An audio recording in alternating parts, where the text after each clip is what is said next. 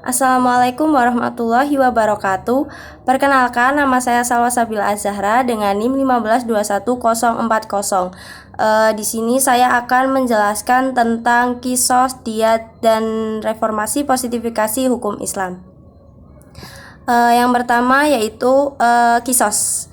Kisos adalah sebuah tindakan atau sanksi hukum kepada pelaku persis seperti tindakan yang dilakukan oleh pelaku terhadap korban.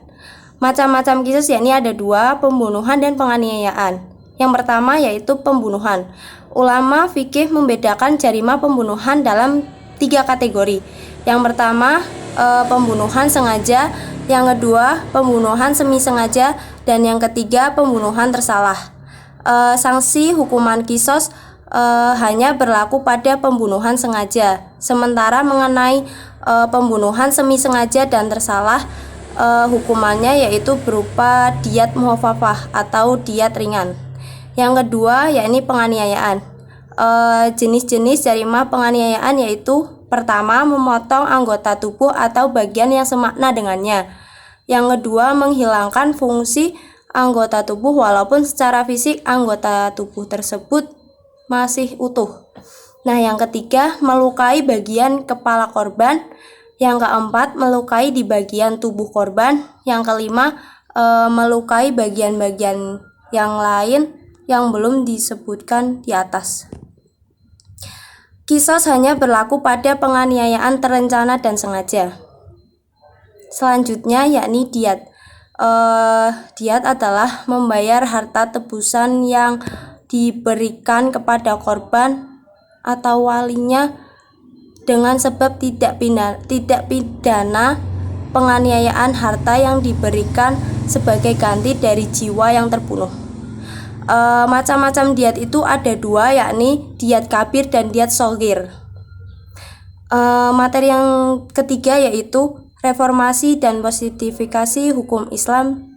Secara umum, tujuan pemberlakuan hukum Islam itu untuk mewujudkan kemaslahatan dan menghindari mafsadat. Reformasi dalam bahasa Arab lebih dikenal dengan kata tajdid, yang berarti membangun kembali, menghidupkan, menyusun maupun memperbaikinya agar bisa digunakan sesuai yang diharapkan. Globalisasi sebagai faktor yang paling dominan menurut reformasi hukum Islam, yakni ada 3 aspek: kelembagaan, perundang-undangan, dan budaya hukum. Indonesia sebagai penganut hukum campuran memungkinkan pembaharuan dalam 3 aspek tersebut. Berikutnya yaitu faktor-faktor terjadinya reformasi. Yang pertama, sebagai pengisi kekosongan hukum. Yang kedua, adanya pengaruh globalisasi dan iptek yang memerlukan hukum. Yang ketiga, adanya pengaruh reformasi dalam berbagai bidang yang memberikan peluang pada hukum Islam sebagai bahan acuan dalam membuat hukum nasional.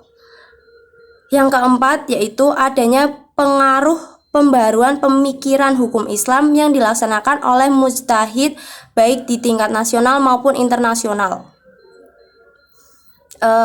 Mungkin itu saja yang dapat saya sampaikan. Kurang lebihnya saya mohon maaf. Wassalamualaikum warahmatullahi wabarakatuh.